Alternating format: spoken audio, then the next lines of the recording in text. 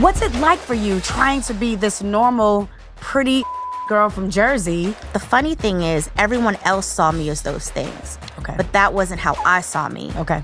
And also, this superstar. Like, how did you balance both? I don't think I've ever even told this story, like, publicly, but, you go into Spelman, you're dealing with different personalities. Absolutely. And people who only know my work, they see me as, oh, she's Rudy. But people who know me as Keshia. So a few people had to meet Keshia, Yes, I know. Because she's freshman year, you have people, we had some girls trying to run up in my room and do the whole thing. Oh, they met Keshia that day. Ooh, they ain't come back. Keshia That's from all. Jersey. They met Keshia born in Newark, New Jersey, who grew up in Irvington, who beat your ass. That's who they met. I love it.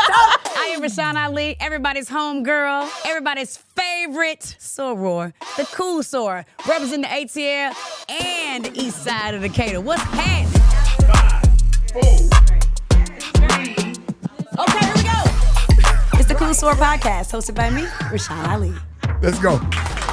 Welcome to the Cool Soror Podcast. I am your host, Rashan Ali. Well, on this show, we get to interview amazing women in Black Greek letter organizations, and we also interview the cool bros. But today, I'm completely enamored of this woman.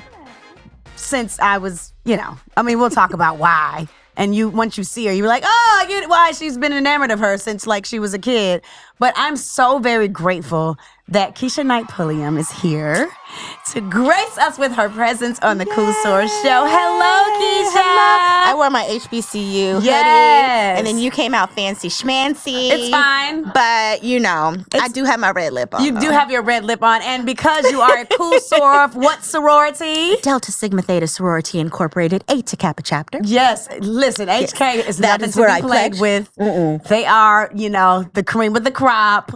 Listen, Spelman will let you know what it is. Yeah, Spelman plays no games. Absolutely games. none.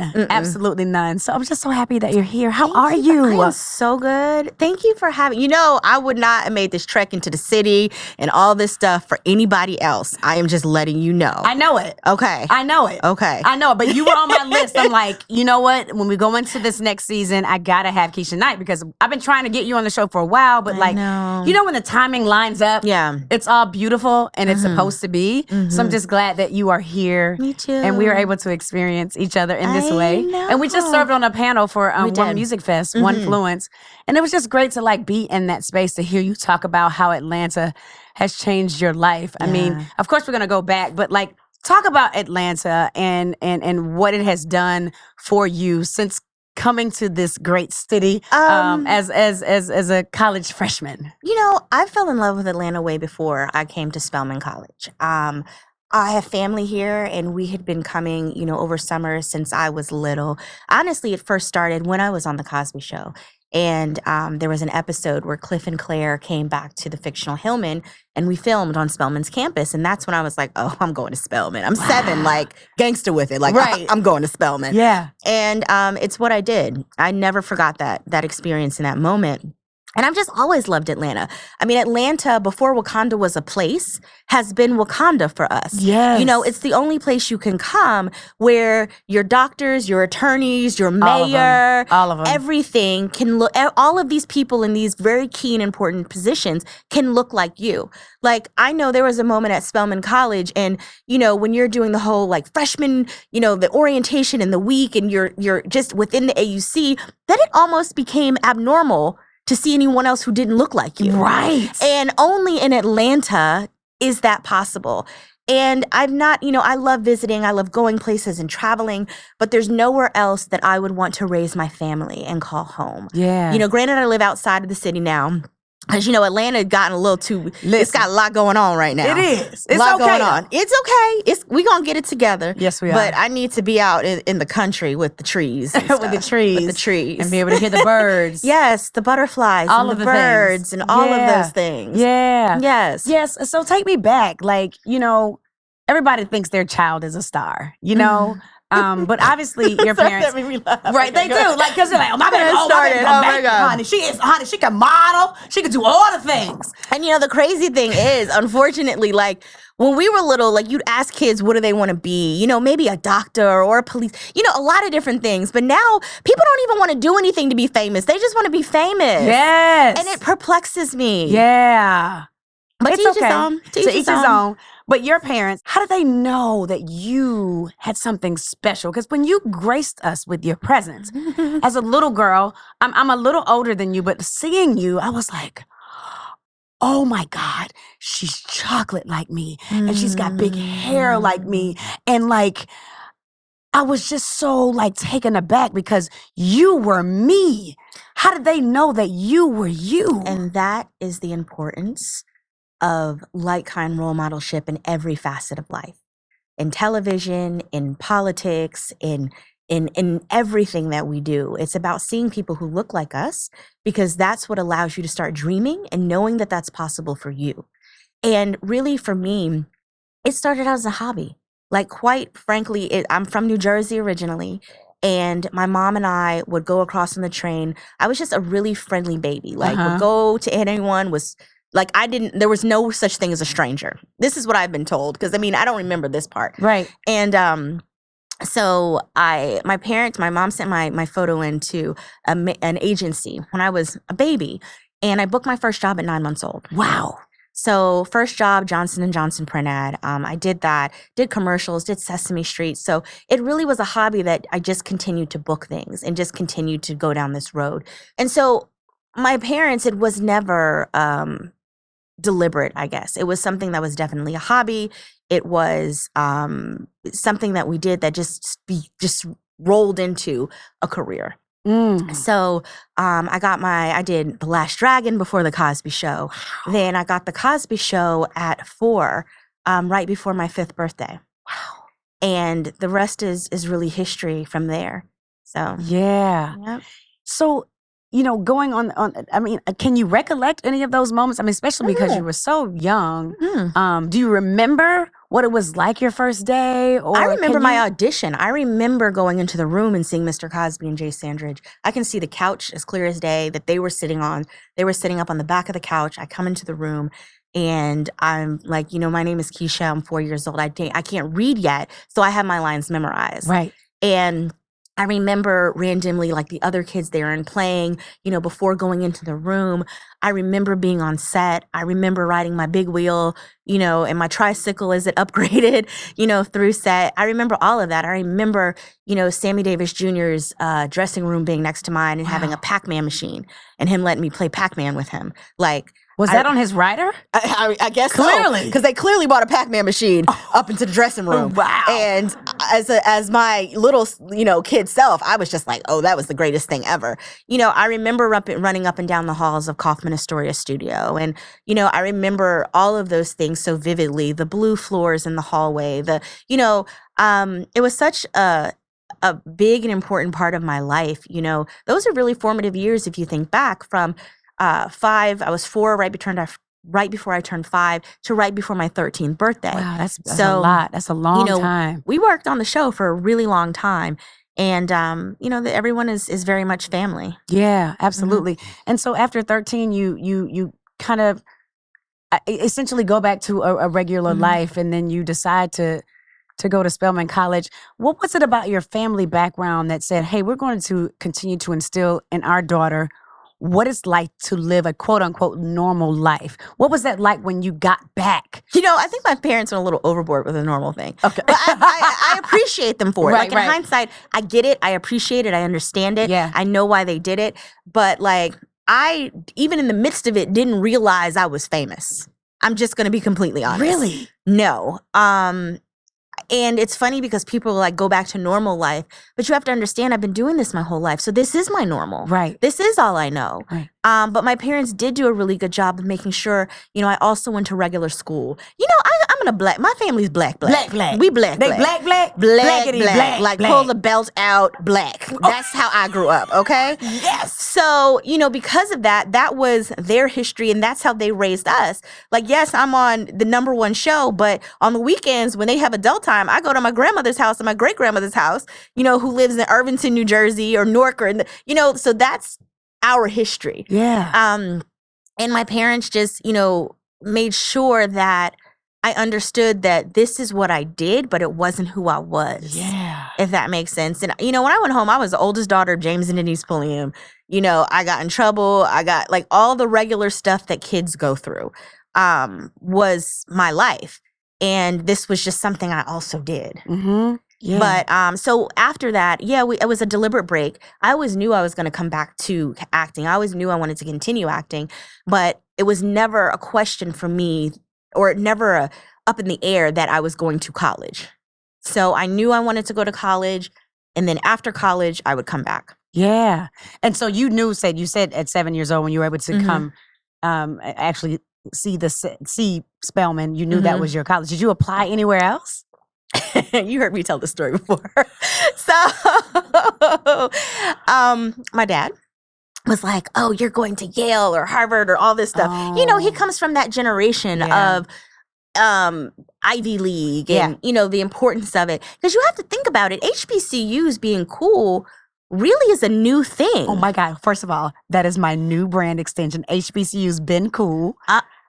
Yes. So literally we've been cool. We have been, but Right. everyone didn't acknowledge it or Right. recognize it. Doesn't mean it wasn't, Right. but other people hadn't seen it yet. Yes. So, my dad having gone to, he didn't finish, but he went to Seton Hall. Okay. My mom Rutgers, neither. So both of them came and disrupted the party because they were in college, Right. and then I was popped up. Got it. Yeah, so, it was important to them because they didn't finish to ensure that me and all my siblings did. And all of us except for one went to HBCUs. Spelman, 2 Morehouse graduates, and an Auburn University graduate. What? So, And I think that you kind of led the way. yes. So I'll get back to that story. I know Okay. I went off track. No worries. So my dad was hell-bent on me going to Ivy League. And I, being his daughter, inheriting a lot of his stubbornness, was like, no, I'm going to Spelman. So I applied early decision to Spelman. Complete application, had it done. Did it on And your own? I did it on my own, had the application sent off. That was back when you didn't just do it on the computer. You had to type it out and Yes. send it in. And back then it was like a 2-part application for like the other schools. The first part was like a very basic form. You had to fill out like your name, your this, your that. So I did the first part of those applications, but I never finished the application because I knew I was admitted to Spelman before it was ever due. Wow. So I think it was around Thanksgiving, Christmas time is when the early decision comes out, and I was already in Spelman. So it was a done deal. So when you got the letter, so what did your parents say at this point? There was nothing to say. Right. There's nothing to say at this point. My mom was in cahoots with me. Let's just be clear. Right. My mom to this day is I love one of her my best so friends much. I in know. the whole world. Listen. So she had to be like my cover, she had to help a sister out with it. Right. But, they knew that that's exactly where I wanted to go. Yeah. And I'm happy because that was honestly one of the best decisions that I've made. And it was funny. I was driving my daughter to school today, and she was like, Mommy, first, what's your favorite season? And she was like, yeah, Gaga's favorite season is right now, fall. Well, what's yours? I said, well, mine is summer because I love swimming. She was like, summer is my favorite season too. She said, Mommy, how are we so much alike? We look alike, we this alike. I was like, I know, but know that even though we look alike, you're still Ella. Ooh, and, yes. there's a lot of stuff we're going to do alike, but then there are going to be some things that we do differently, and that's what makes us special.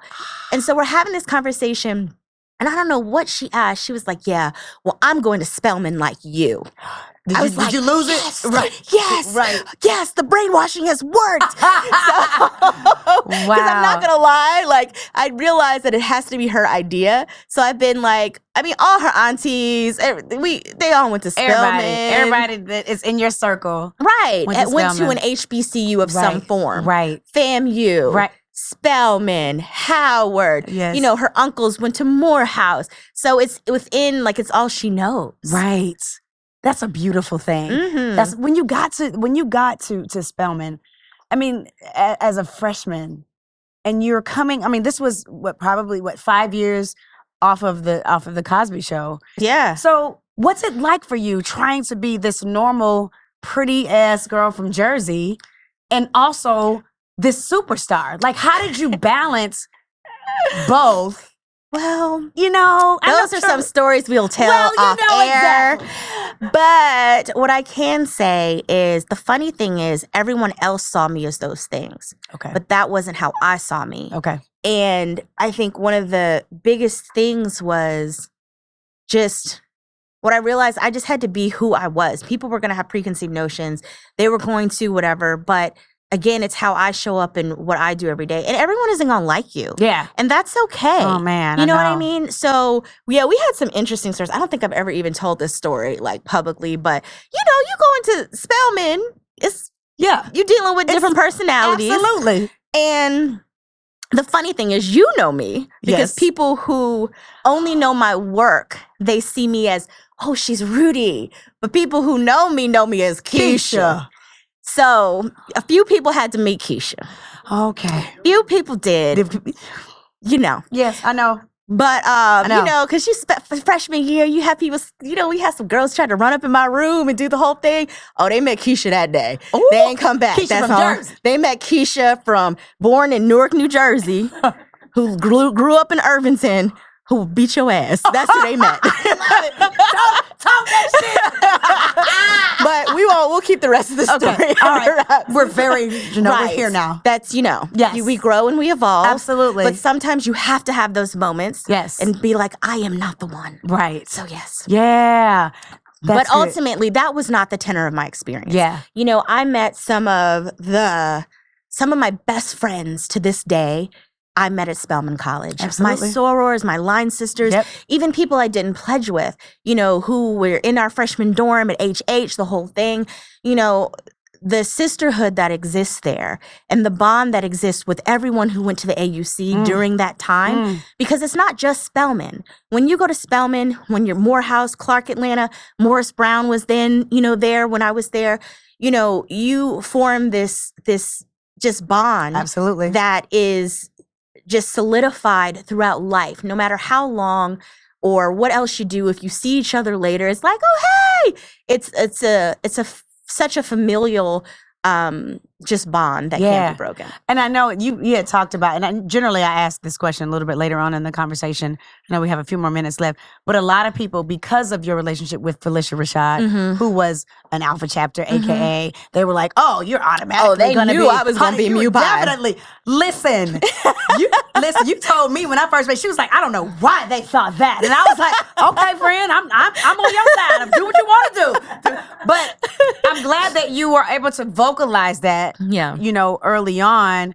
How were you able to let me do my own thing to people? See, the thing that people didn't realize is that, yes, Felicia, she's family too, but I had family, she was family by way of my work family. Yes. But I have blood family who is Eta Kappa. Oh, I didn't know that part. Yes. I have family, I have deltas that are very heavy in my family. We have some AKs as well. But the people who I was closest to, like my favorite aunt to this day, who I'm super close with, my Aunt Ange is a delta.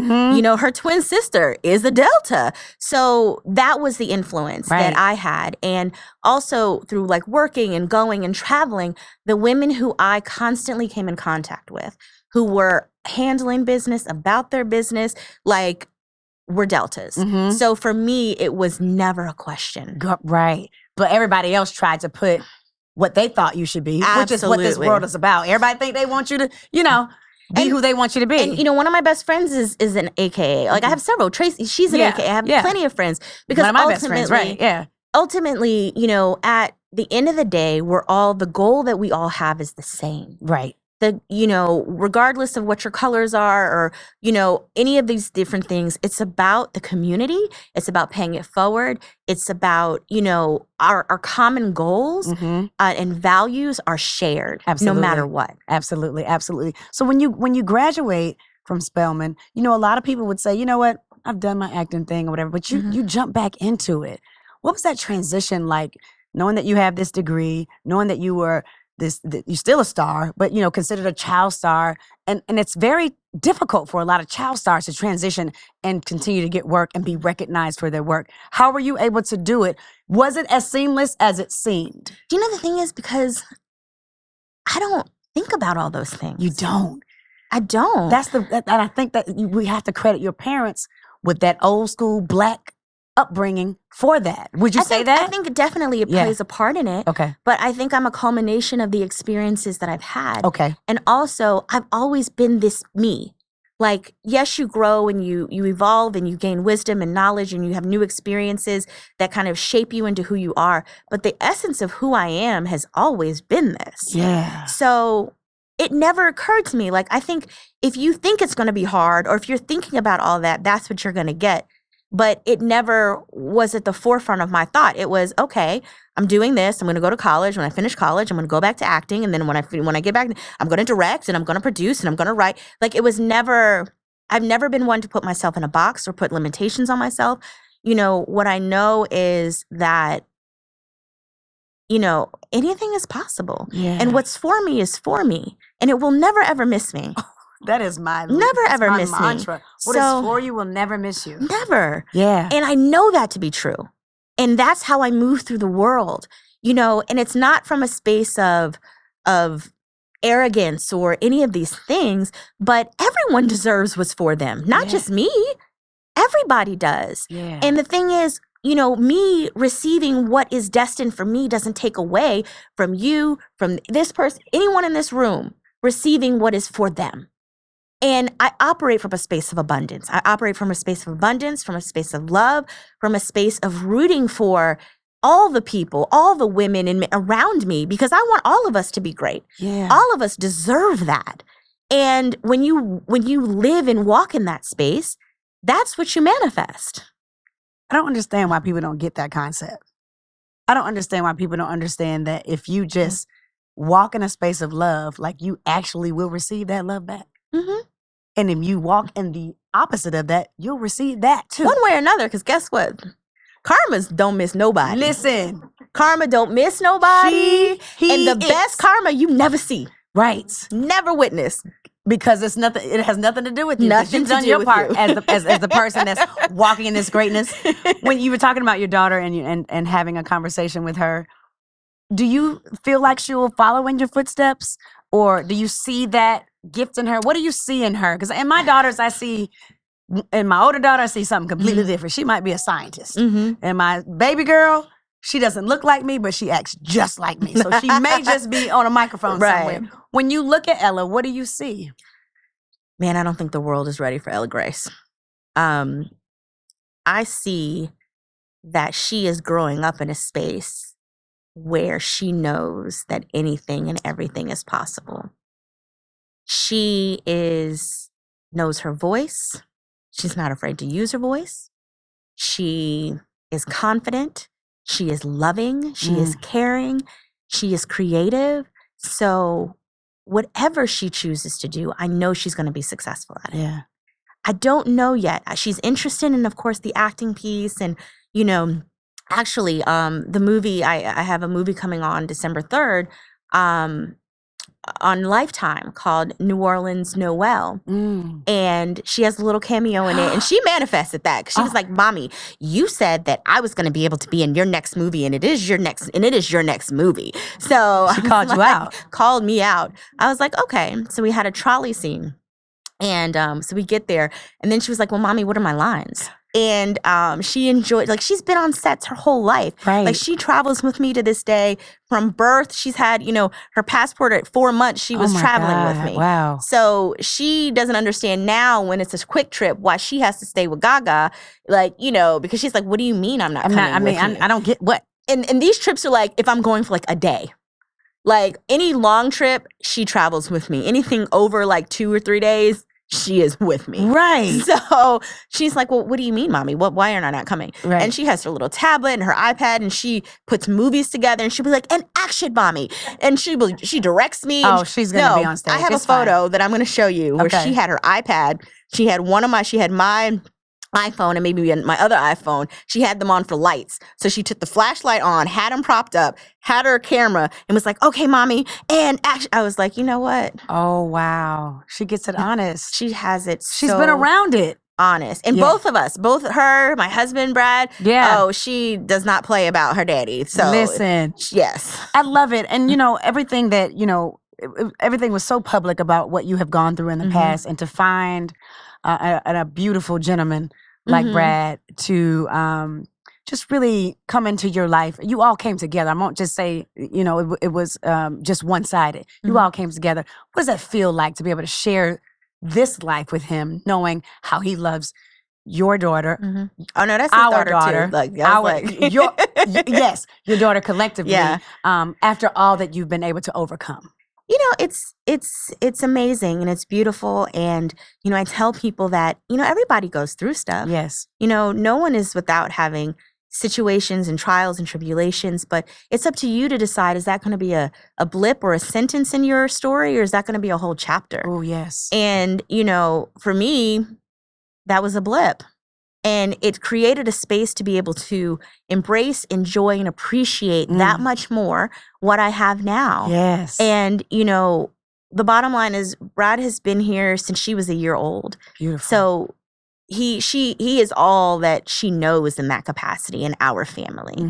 And I'm just grateful. I'm grateful. And I tell people, no matter what you're going through, ultimately, you have the power to allow it to define you. Ooh, that's good. And also know that there's always a rainbow at the end of a storm.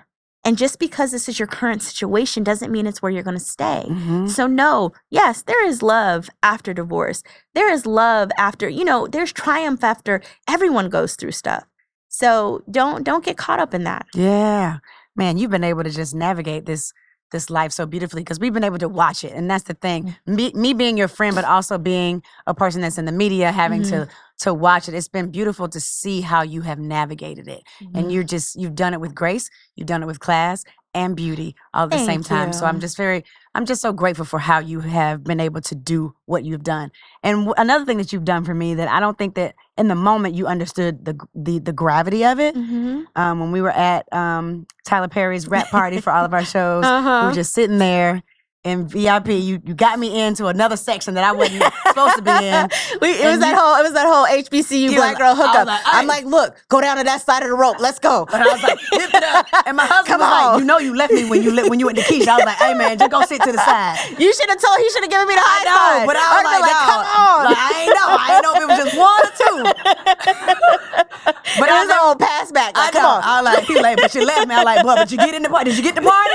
All right. You're making me cry right now. I know. That is so funny. But that moment when we sat there, and I don't want to get emotional, but you said to me, you deserve all of this, Rashan. And you do. When you said that to me, being who you are, and I know we have our friendship outside of that, that meant so much to me. So I'm grateful that you see me. Oh, you're about to shed a thug tear for me. Thug tear. I'm just grateful that you see me, because a lot of people don't. We go through this entertainment business and radio. I've been in radio and all this stuff. Sometimes people don't. They just forget to see you. You see me, and I appreciate you for that, because I've always seen you since I was a little girl, and for you to be able to say those words to me. I will never forget that. So thank you. I want to publicly thank you for that. I know. Me too. But this is what sisterhood is all about. No matter what colors you wear, whatever. This is sisterhood, and this is what it means to me. I appreciate you, Keshia. Oh, thank you so much. Thank you so much. Thank you. All right, now for the mushy. I'm taking away from the mushy moment. I'm going away from the mushy moment. You became a member of the Eta Kappa chapter of Delta Sigma Theta, Sorority Incorporated, honey. And obviously, since we've talked about this, I know that maybe you did choose Delta Sigma Theta. But I always ask the question, did Delta Sigma Theta choose you, or did you choose Delta Sigma Theta? Both. Tell me why. Nothing's by accident. I feel that everything happens exactly the way that it's supposed to. And if we didn't choose each other, then I wouldn't be here in terms of as a member of Delta Sigma Theta Sorority Incorporated Eta Kappa chapter right now. So it was something that we both chose. Yeah. And it's a beautiful thing. I love to see you represent. I love it. And you just like me. You go to the tailgates. We've done events together where you represent HK. I'm there from U Pi, even though I'm Beta Alpha. And we both got our red cups. Listen, with the red cup. But we have glasses this day. We're ladies. And you've got water. And I'm a lady. Moet. It's all good. It's all good. So what is next for you, Keshia? Like, you have so many, directing, producing, and you have a new movie coming out with your husband. Yeah. I love that. That's so fantastic. Tell me more. Excited. This has been a great year, and it's funny. It's something, not even funny. This is something we actively were like manifested together. It's important for us to do projects and to work together. Yes. We really enjoy that. So, earlier this year, I directed a movie for Hallmark, Girlfriendship, that he was my male lead in with Tamara Mowry Housley, and it was a great movie. It did so well on Hallmark. It was #1 in so many different categories and demographics. Come on, work it out. So happy. And it was big because, they don't traditionally have movies with people like us on that network. Yeah. And this was movie, and it was very important to me to keep the authenticity of who we were and it to be reflected in this movie. And believe me, we had to fight for some of that, and I'm grateful for how it came out. Yeah. So we have New Orleans Noel, which I produced, as well as Brad and I get to star, and we're each other's love interest in it. So what was that like? Super cute. Starring opposite your husband. It was fun. It was really good. We work well together. Yeah. We really do. And I was really excited to have that opportunity to work with him on screen. We work in different capacities, and it's funny. That's how we met. We met, like, we'd run into each other, but when we really saw each other is what I would say. It was another Lifetime movie. It was Pride and Prejudice Atlanta. We played brother and sister. A little weird, but yes. So since then, this was our first time working together. So we have that coming up on December 3rd at 8 o'clock on Lifetime. I love it. And I also host Married at First Sight After Party. That comes on Lifetime as well. If you watch Married at First Sight, the franchise, where these people, I don't know how they do it, but decide to get married at first sight, right? Two strangers. So I really love that. I really enjoyed that. I was a fan of the show. And then it was just a natural progression when they asked me to come on to host it. So we have that and a myriad of other projects that me and Brad are working on together. That's great. Producing. Might as well make the money together. We try to keep the money in the household. In the household. We keep it in the household. Yes, please talk about Eggs Over Easy too. Oh, Eggs Over Easy. Yes, this has been such a great and long year. The top of the year, Eggs Over Easy, a documentary that I actually executive produced along with some HK sorors, Shaquita Lockley as well. Love her. As Felicia who was also Fan. on the podcast. Yeah, and Felicia Fan also, who both of them pledged me. But yeah, so it was an amazing documentary. It aired on OWN. It's all about just everything regarding, Black women when it comes to mortality rate in terms of the maternal mortality rate with childbirth, having to do with IVF, having to do with choosing to be childless, all of the different things. It's like such a gamut. And it's crazy how people really feel like your uterus is their business, and it's not. And we can go talk about a whole lot of uterus being nobody's business, Roe versus Wade. But especially in this day and time, it's really important to have these discussions. And so many people suffer in silence. And, we have to discuss these things. We have to give people the information, but not only the information, the support to know that they are not alone, because so many people suffer silently. And you shouldn't have to. Yeah. So, and there is a disparity in healthcare. Let's just be honest about that. I think it's funny when, people want to act like racism doesn't exist when we all know it does. And it permeates every piece and every fabric of our country, including the healthcare system. So you need to be able to be an advocate for yourself. And it matters when you have people, who are in charge of your healthcare, who look like you, who are going to hear you, who are going to value you in your life. So, it discusses so much. Like, I'm grateful again, living in Atlanta, all my doctors are Black women specifically. Right. Absolutely. Right. And it matters. It does. It does. It does. when it's all said and done, as we wrap up, I always talk about like when, of course, God chooses the day that we're born. God chooses the day that we go home. That dash or hyphen in the middle. What do you want people to say about Keshia Knight Pulliam? I hope that the imprint that I leave on this world long survives my life. So I just pray that the impact I have continues to be felt for generations to come. Yeah. I hope that I am able to serve as not only an inspiration, but also a roadmap of all that is possible for you to then continue to build upon. My desire is for my daughter and every generation to be exponentially better than I have been. Wow. And that's big because you have been exponentially great. Thank you for being here. Thank you for having my me. sister. Cheers. Cheers. Cheers to Keshia Knight Pulliam, everybody. Another amazing edition of the Cool Soror Podcast with my sister, representing HK. Woo, woo. Yeah, Delta Sigma Theta. My girl, Keshia Knight Pulliam, thank you so much for being here. This has been an absolute joy to have you here. Thank you. Yay. Thank you. Cheers, everybody. Cheers. Yay.